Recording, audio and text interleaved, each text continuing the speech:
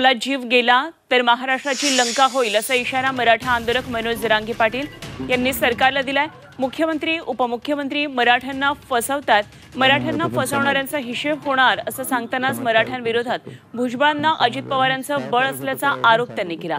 तर आज महाराष्ट्र बंदचं आवाहन करण्यात आलंय। मराठा आंदोलकांनी बंद शांततेत करावा असं आवाहन त्यांनी केलंय। माझा जीव जरी गेला तरी मराठ्यांना आरक्षण मिळणार। घराघरातल्या मराठ्याला आरक्षण दिल्याशिवाय मी माझा हटू शकत नाही। माझा जीव गेल्यावर सरकार महाराष्ट्रात राहील, मंत्री आमदार इकडे आता लाखांना रीग लागली अंतरवाली।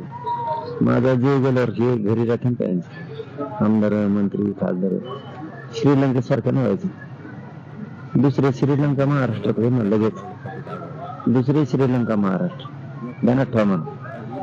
शिंदे साहेब फडणवीस साहेब त्या दुसऱ्याला काही घेणत नाही मराठीत। दुसरी श्रीलंका महाराष्ट्रात दिसेल तुम्हाला।